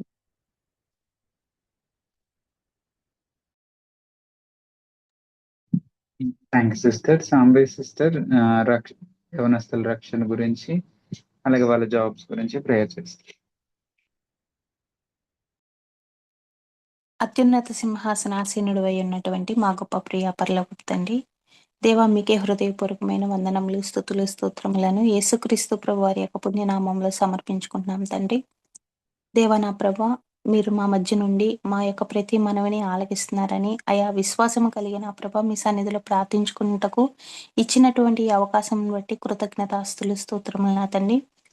దేవా ఇటు సమయం నాయన అయా మా యూత్ సిస్టర్స్ అండ్ బ్రదర్స్ నా ప్రభ ఎవరైతే రక్షణ పొందుకోవాల్సినటువంటి వారు ఉన్నారో నా ప్రభ దయతో వారిని జ్ఞాపకం చేసుకుని వేడుకుంటున్నాం తండ్రి. మీకు వందనాలు ప్రభ. అయ్యా నా ప్రభ విలువైనటువంటి ఆ రక్షణ భాగ్యంను నా తండ్రి అయ్యా మీరు వారికి బహుకరించమని వేడుకుంటున్నాం తండ్రి. మీకు వందనాలు ప్రభ. మమ్మల్ని నా ప్రభ మీరు ఎలా అయితే రక్షించి అయ్యా మీ బిడ్డలుగా ముద్ర వేసి భద్రపరిచి ఉన్నారో నా ప్రభ, అలాగే మా యూత్ సిస్టర్స్ని బ్రదర్స్ని సంఘంలో ఇంకెవరైతే నా ప్రభ రక్షణ పొందుకోవాల్సినటువంటి బ్రదర్స్ సిస్టర్స్ ఉన్నారో వారికి మీరు రక్షణ భాగ్యం దయచేయమని వేడుకుంటున్నాం తండ్రి. మీకు వందనాలు ప్రభ. అయ్యా మీ వాక్యం చెప్తున్న రీతిగా ఇదే రక్షణ దినమని నా ప్రభ మీరు తెలియచేసి ఉన్నారు ప్రభ. అయా వారి ఎటువంటి నా ప్రభ డౌట్స్ని బట్టి కానీ అయా ఎటువంటి కన్ఫ్యూజన్స్ని బట్టి కానీ నా ప్రభ ఏమైనా కంచి వేయక నా ప్రభ విశ్వాసంతో నేను చూస్తూ ముందడుగు వేటుకు సహాయం దయచేయమని వేడుకుంటున్నాం తండ్రి. మీకు వందనాలు ప్రభ. తండ్రి మీరు ఆకర్షించకపోతే ఎవరు మీ వద్దకు రాలేరు ప్రభా. దయతో నా తండ్రి అయా మా బ్రదర్స్ని సిస్టర్స్ని మీరు ఆకర్షించమని వేడుకుంటున్నాం తండ్రి. మీకు వందనాలు ప్రభా. వారి త్వరలోనే నా ప్రభా మీ యొక్క నా తండ్రి రక్షణను నా ప్రభా దయచేస్తున్న విధానమును బట్టి కృతజ్ఞతాస్తులు స్తోత్రములు చెల్లించుకుంటున్నాం తండ్రి. అదే రీతిగా నా ప్రభా యూత్ బ్రదర్స్ సిస్టర్స్ ఎవరైతే నా ప్రభా అయా జాబ్స్ కొరకు ప్రయత్నిస్తున్నారో నా ప్రభా వారిని మీరు జ్ఞాపకం చేసుకొని నా తండ్రి అయ్యా నా ప్రభా నా తండ్రి మేము రాజుల యొద్దకు వెళ్ళట్లేదు, అధికారుల యొద్దకు వెళ్ళట్లేదు, అయ్యా మనుషుల యొద్దకు వెళ్ళట్లేదు ప్రభా తండ్రి మీ యొద్దకే వచ్చిన ప్రభా అయ్యా ఈ మనముల్ని వేడుకుంటున్నాం తండ్రి. అయా మా యూత్ సిస్టర్స్ బ్రదర్స్ నా ప్రభా అయా జాబ్స్కు ప్రయత్నిస్తున్నటువంటి నా ప్రభా అయా మనోహర్ బ్రదర్ని, ఇమాన్యుయల్ బ్రదర్ని, అయా నా ప్రభా ఉదయ్ బాబు బ్రదర్ని, ప్రదీప్ బ్రదర్ని, అయా ప్రేమ్ కుమార్ బ్రదర్ని, అదే రీతిగా నా ప్రభా అయా భాగ్యశ్రీ సిస్టర్ని, రాజశ్రీ సిస్టర్ని, అదే రీతిగా నా ప్రభా నా తండ్రి ప్రియాంక సిస్టర్ని, శృతి సిస్టర్ని నా ప్రభా మీరు జ్ఞాపకం చేసుకోండి ప్రభా. అయా మీ దయలో మీ కృపలో నా తండ్రి వారికి మంచి జాబ్స్ దయచేయమని వేడుకుంటున్నాం తండ్రి. మీకు వందనాలు ప్రభా. అయా నా ప్రభా కాంపిటేటివ్ ఎగ్జామ్స్ కొరకు నా ప్రభా వారు నా తండ్రి అయా ప్రిపేర్ అవుతుండగా వారికి మీరు తోడై ఉండండి ప్రభా. అయ్యా నా ప్రభా నా తండ్రి అయా ఇంటర్వ్యూస్ విషయంలో నా ప్రభా నా తండ్రి మీరు కృప చూపించండి తండ్రి. సమయోచితమైన సహాయం కొరకు మీ సన్నిధికి రావటకు నా ప్రభా వారికి నా తండ్రి మీరు కృపను అనుగ్రహింప చేయమని వేడుకుంటున్నాం తండ్రి. మీకు వందనాలు ప్రభా.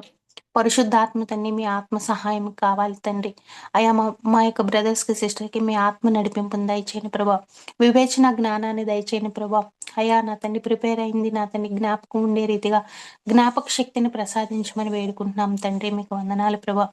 ఇప్పటి వరకు నా తండ్రి అయ్యా మా యొక్క బ్రదర్స్కి సిస్టర్స్కి నా ప్రభా మీరు ఇచ్చినటువంటి జాబ్స్ని బట్టి మీకు వందనాలు ప్రభా. అయ్యా నా తండ్రి అయా మిగిలి ఉన్నటువంటి ఈ బ్రదర్స్కి సిస్టర్స్ కూడా మీరు మంచి జాబ్స్ని దయచేయమని వేడుకుంటున్నాం తండ్రి. అయా నా ప్రభా నా తండ్రి అయా నీవు నా తండ్రి నీ యొక్క అయా నీ యొక్క నీతిని రాజ్యాన్ని వెతికిన వారికి నా ప్రభా అయా ఏది అవసరమో అది ఇచ్చేటువంటి గొప్ప తండ్రివై ఉన్నావు ప్రభా. కనికర సంపన్నుడివై ఉన్నావు తండ్రి. అయా నా ప్రభా మా యొక్క బ్రదర్స్కి సిస్టర్స్కి మీరు మంచి జాబ్స్ ఇస్తారని నమ్మి విశ్వసిస్తూ తండ్రి ఇచ్చినటువంటి ఈ అవకాశాన్ని బట్టి మీకే మహిమ ఘనత ప్రభావాలను సమర్పించుకుంటూ యేసుక్రీస్తు ప్రభు వారి యొక్క అతి పరిశుద్ధమైనటువంటి పుణ్యనామంలో బ్రతిమాలు వేడుకుంటున్నాము పరమ తండ్రి. Amen. Thank you sister. Divya sister marriages జరగాల్సిన బిడ్డల గురించి ప్రార్థన చేస్తారు. ఫాదర్ థ్యాంక్ యూ లార్డ్ ఈ టైంని మాకు ఇచ్చినందుకు. ఫాదర్ మ్యారేజెస్ గురించి లార్డ్ యంగ్ పీపుల్ మ్యారేజెస్ గురించి మీ దగ్గరికి వచ్చి ఉన్నాం తండ్రి. Lord Soni sister, Navya sister, Shuddhita sister, lord Priyanka, Lakshmi sisters ని బట్టి మీకు స్తోత్రం తండ్రి. ఎలిజబెత్ ఎస్తేరా, Divya sister, Shruti, Raviteja brother, Emmanuel, Manohar brothers ని బట్టి మీకు స్తోత్రం చెల్లించుకుంటున్నాం తండ్రి. లార్డ్ ఇక్కడున్న ప్రతి ఒక్క బిడ్డని మీరు పేరు పేరున దీవించి మీ ప్రణాళికలో మీరు లీడ్ చేస్తున్న రీతిని బట్టి మీకు స్తోత్రం తండ్రి. లార్డ్ ఎన్నో విషయాల్లో వాళ్ళని కాచి కాపాడి లార్డ్ ఎన్నో టెంప్టేషన్స్ గుండా వెళ్ళినప్పుడు మీరు ఓవర్కమ్ చేసే స్ట్రెంగ్త్ నిచ్చారు. దాన్ని బట్టి మీకు స్తోత్రం తండ్రి. లార్డ్ వాళ్ళ మ్యారేజెస్ విషయంలో కూడా మీరు తోడుగా ఉంటారని మేము నమ్ముచున్నాం తండ్రి. లార్డ్ సరైన పార్ట్నర్ని సరైన టైంలో మీరు ప్రొవైడ్ చేస్తారని మేము నమ్ముచున్నాం తండ్రి. లార్డ్ అన్ని విషయాల్లో వాళ్ళకి తోడుగా ఉండండి, మీరు లీడ్ చేయండి తండ్రి. మీ పర్ఫెక్ట్ ప్లాన్ లో లీడ్ చేయండి లార్డ్. అబ్రహాం కి చేసిన బ్లెస్సింగ్స్ ని లార్డ్ బ్లెస్సింగ్ టు మెనీ అని లార్డ్ ఆ ప్రామిస్ ని ప్రతి ఒక్క అక్కల లైఫ్లో మీరు ఫుల్ఫిల్ చేయండి. వాళ్ళ మ్యారేడ్ లైఫ్లో కూడా మీరు ఫుల్ఫిల్ చేస్తారని మేము నమ్ముచున్నాం తండ్రి. లార్డ్ మరి ముఖ్యంగా మీ టైమింగ్స్ని లార్డ్ ట్రస్ట్ చేసే హార్ట్ని వాళ్ళకు అనుగ్రహించండి. ఎవరు డిస్కరేజ్మెంట్లో లేకుండా, లార్డ్ కన్ఫ్యూజన్లో లేకుండా, లార్డ్ మీ పర్ఫెక్ట్ పీస్తో వాళ్ళని బ్లెస్ చేయమని అడుగుచున్నాం తండ్రి. లార్డ్ నిజంగానే ఫ్రూట్ ఉన్నా లేకపోయినా మిమ్మల్ని ప్రేస్ చేసి మిమ్మల్ని కలిగి ఉండటమే లార్డ్ ఒక బ్లెస్సింగ్ అని మేమందరం కూడా లార్డ్ నేర్చుకునే కృపని మా అందరికీ దయచేయమని కోరుచున్నాం తండ్రి. మీరు గైడ్ చేస్తున్న రీతిని బట్టి మీకు స్తోత్రం చెల్లించుకుంటున్నాం తండ్రి. లార్డ్ మ్యారేజెస్ అవుతున్న బిడ్డలను ఒకసారి జ్ఞాపకం చేసుకోండి తండ్రి. లార్డ్ పర్ఫెక్ట్ పీస్నిచ్చి మీరు ముందడుగు వేయించమని అడుగుచున్నాం తండ్రి.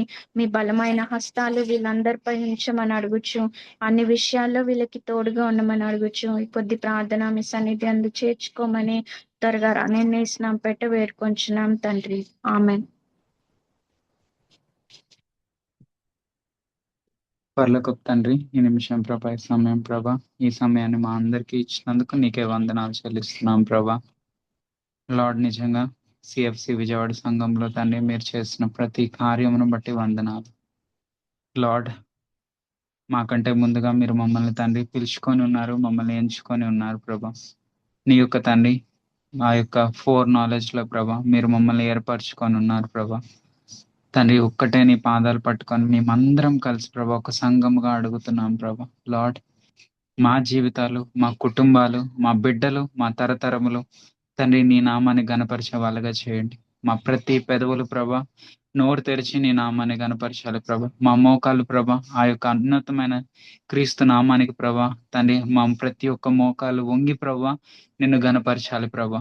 అటువంటి సంఘాలుగా, అటువంటి సంఘముగా మీరే తీర్చిదిద్దుతున్నందుకు నీకు వందనాలు ప్రభా. ఖచ్చితంగా మీరు తండ్రి మా యొక్క బిడ్డల్ని ప్రభా నీ ఆత్మతో అభిషేకిస్తున్నందుకు వందనాలు. మా యవనస్తులు ప్రభా వాళ్ళని నీ విజన్స్ తో నింపుతున్నందుకు ఖచ్చితంగా వందనాలు తండ్రి. ఆఖరి దినాములో నువ్వు యోవేల్లో చెప్పిన విధంగా ప్రభా నీ పరిశుద్ధాత్మని మెండుగా కృంభరించిపోతున్నందుకు నీకు వందనాలు ప్రభా. తండ్రి బిడ్డల గురించి తండ్రి మరి ముఖ్యంగా తండ్రి యవనస్తుల గురించి నీ దగ్గర ప్రార్థన చేస్తున్నాం ప్రభా. యవ్వన బలం ప్రభా తండ్రి, నీ కొరకు కాడి మోసే బలం ప్రభా, బలము తండ్రి, ఆ బలాన్ని ప్రభా నీ నామ ఘనత కొరకు వాడుకోండి ప్రభా. వాళ్ళు ప్రభా లోకంలో తన్ని ఎదుర్కొంటున్న ప్రతి టెంప్టేషన్ ప్రభా మేమైతే తన్ని అన్ని ఎదుర్కోలేదు, కానీ ఖచ్చితంగా మేము విశ్వసించగలం. మాకంటే ముందుగా మీరు ప్రతి ఒక్క టెంప్టేషన్ ఓవర్కమ్ చేసి మీరు జయమును మాకు దయచేసి ఉన్నారు ప్రభా. నిన్ను చూస్తూ నిన్ను వెంబడిస్తూ మా బిడ్డలు కూడా ప్రభా వాళ్ళ లైఫ్ లో ఉన్న ప్రతి టెంప్టేషన్ ని ఓవర్కమ్ చేయడానికి మీ హోలీ స్పిరిట్ ని నింపండి ప్రభా. అలాగే మా ఫ్యామిలీస్ కి ప్రభా మేము చేస్తున్న జాబ్స్ లో, మా యొక్క తండ్రి లోకాలిటీలో, మా యొక్క తండ్రి చుట్టుపక్కల ప్రతి చోట మేము లివింగ్ టెస్టిమోనీస్ గా ఉండే కృప దయచేయండి ప్రభా. లోకంలో కనపడే క్రైస్తత్వం కాదు ప్రభా, నిజమైన క్రైస్తత్వం. మేము కొత్త నిబంధన యొక్క తండ్రి కట్టడలను వెంబడించే వాళ్ళమని చెప్పుకుంటున్న మా నామము మా యొక్క జీవితాల్లో ప్రభా నిజంగా నీ నామమును కనపరచండి ప్రభా. తను మేము ఎక్కడికి వెళ్ళినాను తను నీ నామం వాళ్ళకి తెలియాలి. ఎస్ క్రైస్టియన్స్ ఇలా, నిజమైన క్రిస్టియన్స్ ఇలా ఉంటారు అని తెలియాలి ప్రభా. ఎందుకంటే అపవాది సిగ్గుపరచబడాలి ప్రభా. మీరు వాటిని తని మా కాళ్ళ కింద తొక్కుటకు మీరు అధికారం ఇచ్చి ఉన్నారు తని సిలువలో దాని యొక్క బలమును తీసివేసి ప్రభా మేము కూడా తని ఆ బలముతో దాన్ని నలకొట్టుటకు మీరు ఇచ్చిన శక్తిని బట్టి వందనాలు. తని మా కుటుంబ జీవితాల ద్వారా అపవాది ప్రభా సిగ్గుపరచబడాలి ప్రభా. క్రైస్తవ జీవితంలో నువ్వు ఇచ్చే పరిశుద్ధాత్మ శక్తి ద్వారా ప్రభా మేము జయంలోకి నడువుటకు మాకు శక్తినివ్వండి తండ్రి. మా అందరి పైన నీ పరిశుద్ధాత్మని నింపండి ప్రభా. తండ్రి నీ పరిశుద్ధాత్మ లేకుండా తండ్రి సిఎఫ్సి విజయవాడ సంఘం తండ్రి మేము జీవించడం, సంఘంలో నీ సాక్షి బిడ్డలుగా ఉండటం అసాధ్యం కనుక తండ్రి పదే పదే నీ పాదాల దగ్గరకు వచ్చి అడిగేది ఒక్కటే ప్రభా, నీ కృప మాకు మెండుగా దయచేయండి ప్రభా. తండ్రి నువ్వు నీ దగ్గరకు వచ్చిన ఎడ్ల తండ్రి గ్రేస్ ఆఫ్టర్ గ్రేస్, కృప వెంబడి కృప మా పైన నింపుతానన్నా. ప్లీజ్ లార్డ్ మా పైన నింపండి. మా కుటుంబాల్లో ఉన్న అప్పుల బాధల నుంచి ఉన్న బిడ్డలకి విడుదల దయచేయండి ప్రభా. ఈ రోజు తన అనారోగ్య పరిస్థితిలో ఉన్న బిడ్డలకు తన ఆరోగ్యంను దయచేయమని కోరుచున్నాం ప్రభా. తండ్రి అలాగే తండ్రి మేము జయించలేని పాపములు ఏవైనా ఉన్నాయో తండ్రి ఈ రోజు నీ పాదాల దగ్గరకు వచ్చి తండ్రి మేము వాటిని జయించుటకు నీ శక్తిని దయచేయమని, ప్రతి పాపం తను ఓవర్కమ్ చేయటకు నీ శక్తిని మాకు ఇవ్వమని కోరుచున్నాం. Thank you father. అలాగే ప్రభా మేము ఎవరినైనా క్షమించలేకపోతున్నా, ఈ రోజు ప్రభా నీ యొక్క శక్తితో నువ్వు మమ్మల్ని క్షమించిన రీతిగా తండ్రి వాళ్ళని కూడా మేము ప్రతి ఒక్కరిని క్షమించి ప్రభా వాళ్ళని విడుదల చేస్తున్నాం ప్రభా. అలాగే ఫ్యూచర్ ఫర్గివ్నెస్ కూడా మేము ఇస్తున్నాం ప్రభా. అటువంటి జీవితాలు మాకు దయచేసినందుకు నీకే వందనాలు చెల్లిస్తాం. అలాగే ప్రభా మా ఎల్డర్ గురించి ప్రార్థన చేస్తున్నాం ప్రభా. అన్నయ్య ప్రమోషన్ విషయమై తను విజయవాడలో ప్రమోషన్ దయచేయమని నీకు కోరుచున్నాను. నువ్వు తప్పకుండా సంఘం అంతా ఆసక్తితో ప్రార్థన చేయగా నువ్వు తప్పకుండా దయచేస్తావని మేము విశ్వాసంతో ఉన్నాం. థ్యాంక్ యూ ఫాదర్ మీరు చేసినందుకు. అలాగే తని రక్షణ పొందాలని నిశ్చయించుకున్న బిడ్డల హార్ట్ లో ప్రభా ఆ నిశ్చయతను దృఢపరచండి ప్రభా. మరి సంఘంలో బాప్టిజమ్స్ కొరకు సిద్ధపరచమని కోరుచున్నాం. ప్రిపేర్ చేసినందుకు నీకు వందన. అలాగే వివాహాల విషయంలో సిద్ధపాటు కలిగిన తని బిడ్డలకు కూడా మీరు తోడుగా ఉండండి. వాళ్ళ ఫ్యూచర్ ని ప్రభా మీరు సెక్యూర్ గా వాళ్ళ ఫ్యామిలీస్ ని కూడా ఒక నెక్స్ట్ బ్లెస్సింగ్ గా మీరు మారుస్తున్నందుకు వందనాలు చెల్లిస్తూ, అలాగే రెస్పాన్సిబుల్ బ్రదర్స్ అండ్ సిస్టర్స్ కి నీ అభిషేకం దయచేయమని, వాళ్ళ ఆఖరి వరకు నీకు నమ్మకంగా ఉండటం కృప దయచేయమని. అలాగే మా సంఘంలో చుట్టుపక్కల విజయవాడలో ఎవరైతే నేను యథార్థ హృదయంతో వెంబడిస్తున్నారు ప్రభా తండ్రి, యోబు వంటి వాళ్ళు ఉన్నారు ప్రభు, వాళ్ళని మేము ఎదుర్కొనేటకు తండ్రి మీరు ఒక అవకాశం దయచేయండి తండ్రి, లేదా వాళ్ళు మమ్మల్ని ఎదుర్కొనేటకు అవకాశం దయచేయండి తండ్రి. ఇవి జరగట్లేదు అంటే తండ్రి మాలో ఏ పొరపాటు ఉందో చూపించండి లార్డ్. మేము సరిదిద్దుకునేటకు సిద్ధముగా ఉన్నాం ప్రభా. మాకు ఒక్కటే కావాలి, నీ నామం తండ్రి విజయవాడ సంఘంలో తండ్రి కనపరచబడాలి. మేము ప్రతి ఒక్క చోట వెలుగ్గా ఉండాలి ప్రభా. అటు రీతిగా మీరు సంఘాన్ని స్థాపించినందుకు వందనాలు తెలుసు. దాన్ని కొనసాగించేవాడవు నువ్వే కనుక నీకే వందనాలు తెలుసు. సమస్తం నీకే అర్పిస్తాం. అతి త్వరలో మా ప్రియ ప్రభనేసిన బతిమలాడి వేడుకొని అడుచున్నాను తండ్రి. Amen. Thank you brothers and sisters. ప్రార్థన పూర్తి ఇంతటితో ముగిసింది.